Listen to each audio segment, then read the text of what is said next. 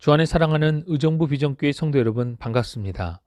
5월 17일 월요일, 오늘 우리에게 주시는 하나님의 말씀은 출애굽기 18장 1절로 12절까지의 말씀입니다. 먼저 본문의 말씀을 봉독하겠습니다. 모세의 장인이며 미디안 제사장인 이드로가 하나님이 모세에게와 자기 백성 이스라엘에게 하신 일, 곧 여호와께서 이스라엘을 애굽에서 인도하여 내신 모든 일을 들으니라. 모세의 장인 이드로가 모세가 돌려보냈던 그의 아내 시보라와 그의 두 아들을 데리고 왔으니 그 하나의 이름은 게르솜이라. 이는 모세가 이르기를 내가 이방에서 나그네가 되었다 하미요, 하나의 이름은 엘리에셀이라. 이는 내 아버지의 하나님이 나를 도우사 바로의 칼에서 구원하셨다 함이더라. 모세의 장인 이드로가 모세의 아들들과 그의 아내와 더불어 광야에 들어와 모세에게 이르니 곧 모세가 하나님의 산에 진친 곳이라. 그가 모세에게 말을 전하되 내 장인 나 이드로가 내 아내와 그와 함께한 그의 두 아들과 더불어 내게 왔노라. 모세가 나가서 그의 장인을 맞아 절하고 그에게 입 맞추고 그들이 서로 문안하고 함께 장막에 들어가서 모세가 여호와께서 이스라엘을 위하여 바로와 애굽 사람에게 행하신 모든 일과 길에서 그들이 당한 모든 고난과 여호와께서 그들을 구원하신 일을 다 그 장인에게 말하매, 이드로가 여호와께서 이스라엘에게 큰 은혜를 베푸사 애굽 사람의 손에서 구원하심을 기뻐하여 이드로가 이르되 여호와를 찬송하리로다. 너희를 애굽 사람의 손에서와 바로의 손에서 건져내시고 백성을 애굽 사람의 손 아래에서 건지셨도다. 이제 내가 알았도다. 여호와는 모든 신보다 크심으로 이스라엘에게 교만하게 행하는 그들을 이기셨도다 하고, 모세의 장인 이드로가 번제물과 희생제물들을 하나님께 가져오매 아론과 이스라엘 모든 장로가 와서 모세의 장인과 함께 하나님 앞에서 떡을 먹으니라. 아멘. 오늘 본문은 모세의 장인 이드로가 모세를 방문하여 모세와 함께 대화하는 본문으로 하나님의 놀라우신 구원의 역사와 은혜에 대해서 함께 나누고 있는 내용입니다. 이드로는 모세가 애굽의 왕자 시절에 이스라엘 백성을 괴롭히는 애굽 사람을 죽이고 바로 왕을 피하여 미디안까지 도망왔을 때 그의 딸들을 돕게 되면서 만나게 된 이방인 제사장입니다. 이드로는 자신의 딸 시보라를 모세에게 주고 모세는 이드로의 사위가 되었습니다. 그런데 여기서 궁금한 것은 이방인 미디안 제사장 이드로는 하나님을 예배하였던 사람인가 하는 부분입니다. 먼저 미디안이라는 지역에 대해서 살펴보면 미디안은 애굽의 동쪽에 위치해 있습니다. 지금으로 이야기하면 사우디아라비아의 북쪽 지역이라 할 수 있습니다. 창세기 25장 1절로 6절 말씀을 보면 아브라함에게 후처 그두라가 있었는데 그두라의 아들 중에 미디안이 있었습니다. 즉 미디안은 아브라함의 후손이었습니다. 그러나 아브라함은 이삭을 제외한 모든 서자들에게 재산을 주며 그들로 이스라엘 동쪽 땅으로 이동하게 하였습니다. 성경학자들은 아브라함과 그드라의 아들 미디안이 정착한 곳이 오늘 본문의 미디안 땅으로 보고 있습니다. 또 창세기 37장 25절과 36절은 미디안 사람과 이스마엘 사람을 동일하게 보고 있는데, 이는 이스마엘과 미디안이 나중에는 섞여 함께 살았을 가능성에 대해서 이야기합니다. 그렇다면 이 미디안 땅에 있던 사람들이 섬기던 신은 이스라엘 민족이 섬기는 여호와 하나님이신가, 아니면 유사신앙 또는 완전히 다른 종교인가 하는 의문이 생깁니다. 미디안 제사장 이드로의 신앙 정체성에 대해서는 명확하지 않습니다. 그러나 오늘 본문을 통하여서 그가 하나님을 찬송하며 예배하고 있음을 주목하며 함께 본문을 살펴보기를 원합니다. 출애굽의 과정에서 언제였는지 모르지만 모세와 함께 있던 모세의 아내 시보라와 그의 두 아들은 처가인 미디안 이드로의 집에 가 있었습니다. 그리고 오늘 본문은 모세의 장인 이드로가 딸 시보라와 두 손주를 데리고 모세의 진영을 방문하는 장면입니다.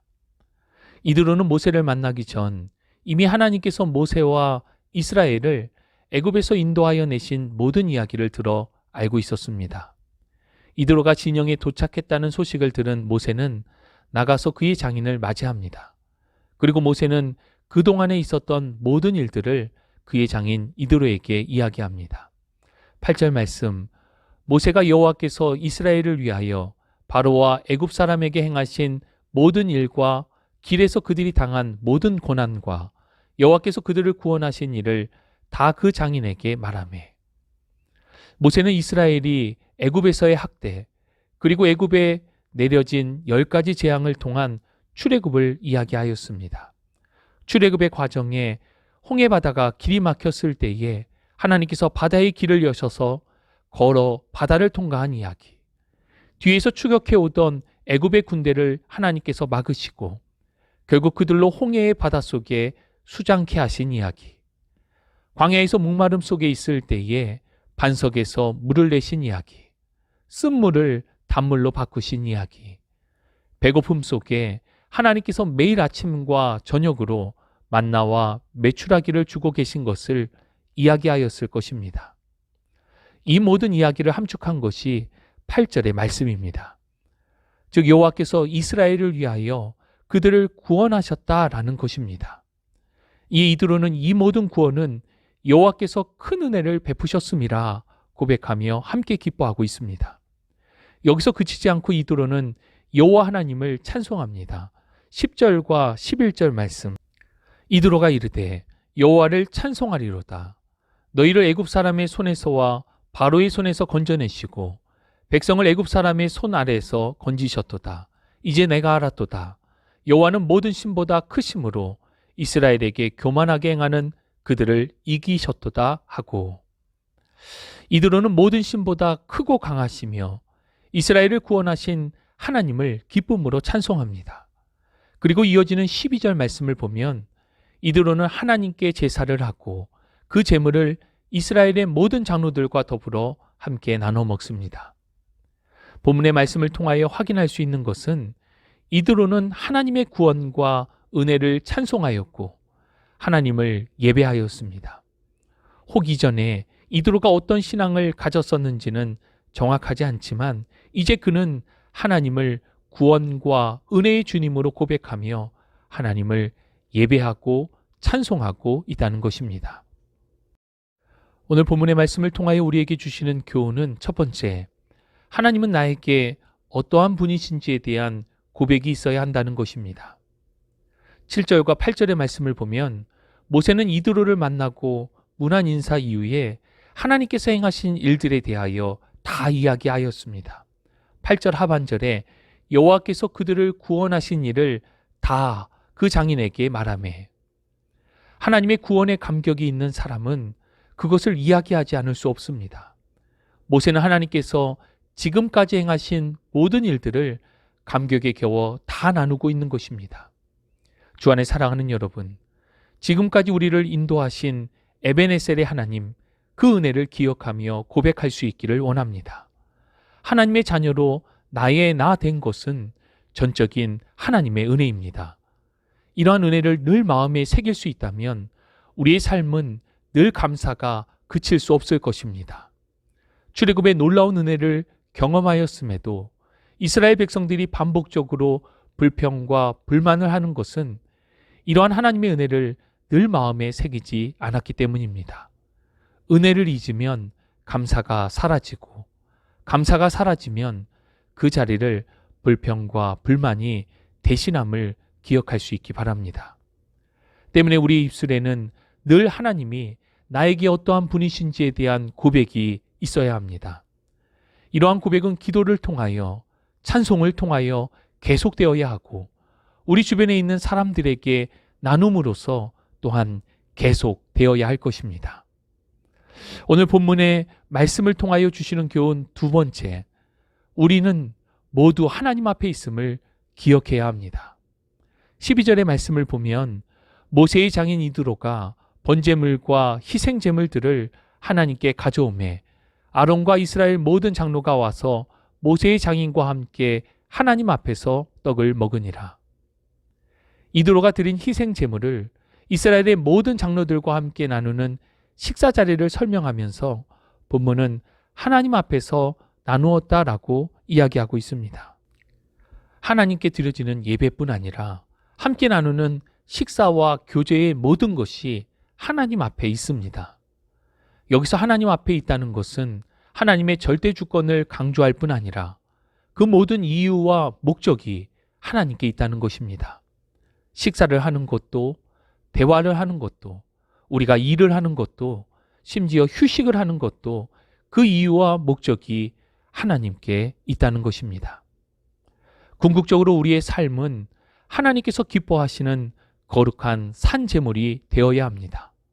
삶과 예배가 분리됨 없이 우리의 삶을 통하여 하나님을 기억하고 드러내는 것입니다. 주 안에 사랑하는 여러분, 하나님의 은혜를 기억하여 고백하십시오. 우리 안의 모든 불평과 불만은 결국 하나님의 은혜에 대한 감사의 부재인 것입니다.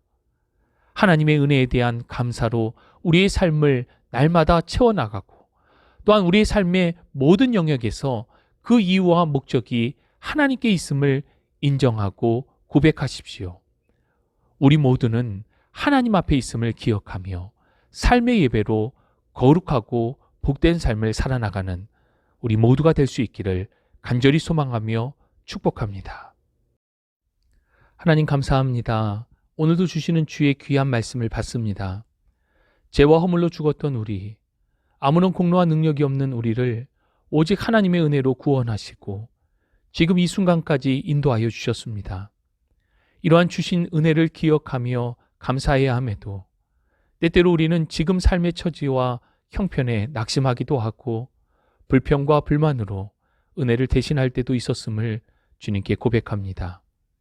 주님, 우리의 모든 연약함을 용서하여 주시고 오직 우리 안에 하나님의 은혜를 기억하며 고백하는 삶이 되어질 수 있도록 주님 붙들어 주옵소서.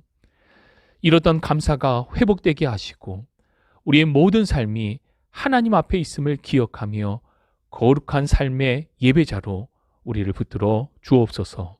함께 하심을 믿고 감사드리며 우리 구주 예수 그리스도의 이름으로 기도합니다. 아멘.